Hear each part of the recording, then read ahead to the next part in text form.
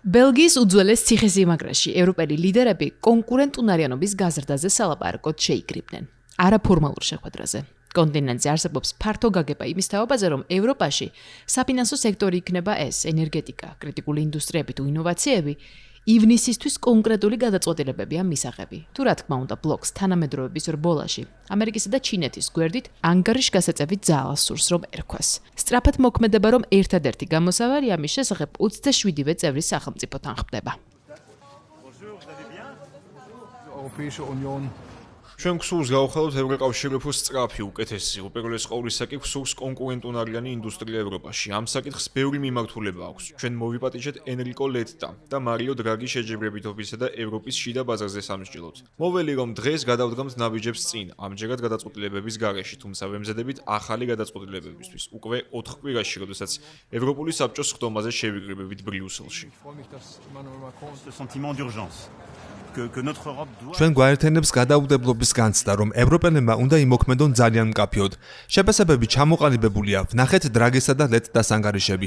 ნათლად ვხედავთ, რომ ჩვენზე ზეწოლა მიმატა კონკურენციამ, რაც ხშირად უსამართლოა და ხშირად ძალიან ძლიერიც. ჩინეთის მხრიდან იქნება ეს თუ ამერიკული ტარიფების სახით.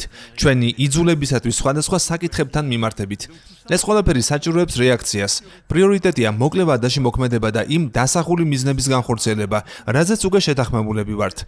ეს ეხება ერთიან ბაზარს, ფინანსებსა და ენერგეტიკას. ამ საკითხებზე არსებობს მჭიდრო ფრანკო-გერმანული შეთანხმება, რაც უმნიშვნელოვანესია. პრიორიტეტია ასევე კონკრეტულ კრიტიკულ სექტორებზე ორიენტირება, რათა დავიცვათ ევროპული კონტინენტი, მისი შინაარსი და პრეფერენციები. საჭიროა ფინანსური ინოვაციები, საჯარო და კერძო დაფინანსებებით. მნიშვნელოვანია, რომ სწრაფად ვიმუშაოთ და ივნისისთვის მივიღოთ კონკრეტული გადაწყვეტილებები. ლიდერებმა უკვე იხილეს იტალიის ყოფილი პრემიერ-მინისტრების მარიო დრაგისა და ენრიკო ლეტტას ანგარიშები, რომლებიც კონკურენტობის ზრდასთან დაკავშირებულ გამოწვევებს ეხება ერთიან ევროპულ ბაზარზე. ეს ანგარიშები დისკუსიის ნაწილიც გახდა და საფუძვლადაც დაედო იმ გადაწყვეტილებებს, რომელსაც ევროპა უახლოეს ხანში მიიღებს, ახალ გეოპოლიტიკურ ძვრებში საკუთარი როლის გასამყარებლად. ფოკუსი ფინანსებზეა, რათა ერთიანი ბაზარი გაღრმავდეს და ბლოკმა შეძლოს მასშტაბური ინვესტირება, მაღალი ენერგეტიკული ხარჯების შემცირება და სხვა სტრატეგიული მიზნების განხორციელება. შეჯიბრებითობას ბევრი საკითხი უკავშირდება. იტალიის პერსპექტივიდან ყველაზე მნიშვნელოვანი ენერგეტიკა და ფასებია. არსებობს პასუხები, რომელიც ეროვნულ დონეზე უნდა იქნეს მიღებული მომავალ კვირას ამ მიმართულებით დეტალურ ზომებს წარვადგენთ მინისტრთა საბჭოში. თუ ჩვენ არ მოვხსნით ამ პრობლემებს, ევროპულ დონეზე ვერ ვუპასუხებთ ყველაზე სერიოზულ საკითხებს, რომლებიც საფრთხეს გვიქმნის. ამ ეტაპზე ჩვენ უნდა ვუპასუხოთ ენერგეტიკაზე ფასების საკითხს. დღეს ჩვენ ევრობონდების საკითხის განხილულად შეგვეძლება, მოგეხსენებათ ამ საკითხზე პოზიციები განსხვავებულია.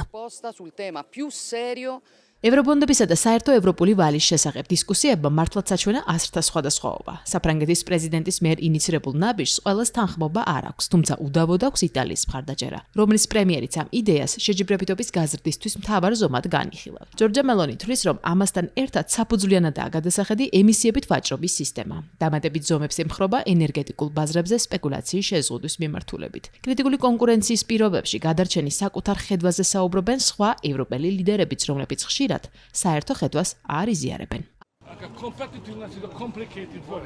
შეჯიბრებითობა რთული სიტყვაა და არ ვიცი რამდენად ესმით მისი მნიშვნელობა უბრალო ადამიანებს. მოკლედ რომ ვთქვათ, ევროპის ეკონომიკა კლების გზაზეა და ჩვენ ის უნდა ავამალოთ. კითხვა ისაა თუ როგორ? სამი რამაა ამისათვის საჭირო. პირველი, უნდა დასრულდეს ომი, მშვიდობა გვჭირდება.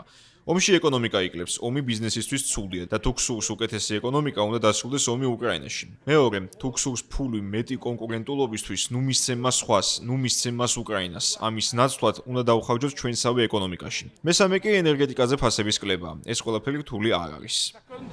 If you need your money for your competitiveness, don't give it to somebody else. So don't send your money to Ukraine.